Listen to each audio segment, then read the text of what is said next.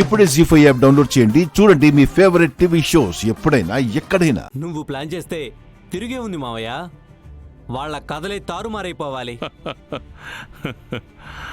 జరిగేవన్నీ తలుచుకుంటూ ఉంటే భలే నవ్వొస్తుందిరా. నేను మిత్ర బర్త్డేకి వాడి ఇంటికెళ్ళి మరీ వార్నింగ్ ఇస్తే బర్త్డే రోజే ఎగ్జాక్ట్గా నేనెందుకు వెళ్ళానో వాళ్ళకి అర్థం కాలేదు. ఆ ఇన్ఫర్మేషన్ నువ్విచ్చావని వాళ్ళు ఎప్పటికీ ఊహించలేరు.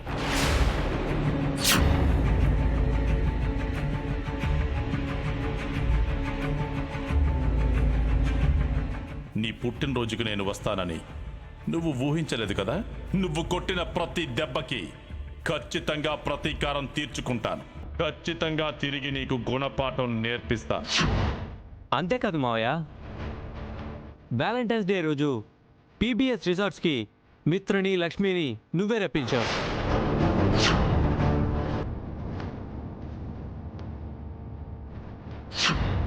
ఆ ఇన్ఫర్మేషన్ ఇవ్వగానే అదే రిసార్ట్కి సంజనాన్ని తీసుకొని నేను వెళ్ళాను. అక్కడే వాళ్ళ అన్నకి వదినికి మేము కనబడిపోతే మా ప్రేమ విషయం తెలిసిపోయి వెంటనే పెళ్లి వరకు తీసుకెళ్ళిపోతారనుకున్నాను. కానీ మధ్యలో లక్ష్మి అడ్డొచ్చి మమ్మల్ని డైవర్ట్ చేసి పంపించేసింది. భారత్ టౌన్షిప్ ప్రజెంటేషన్ టైంలో వాళ్ళ ప్రజెంటేషన్ని నేను కాపీ కొట్టి చెప్పేసరికి వాళ్ళు షాక్ అయిపోయారు. కానీ అది నువ్వే వాళ్ళ దగ్గర నుంచి దొంగతనం చేసి నాకిచ్చావని వాళ్ళు ఈ జన్మలో కనిపెట్టలేరు.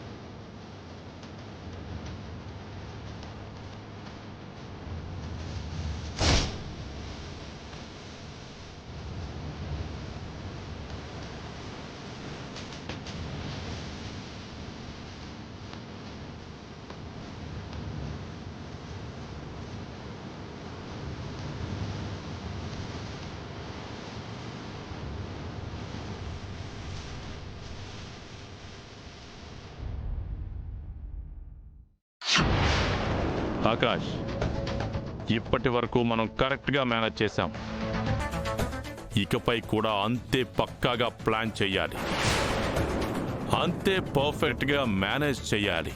డోంట్ వరీ మావయ్య, ఇప్పుడు ఎంగేజ్మెంట్ అయిపోతుంది, త్వరలోనే సంజనతో పెళ్లి కూడా అయిపోతుంది. ఆ తర్వాత మనం ఆడాల్సిన అసలు గేమ్ ఆడదాం.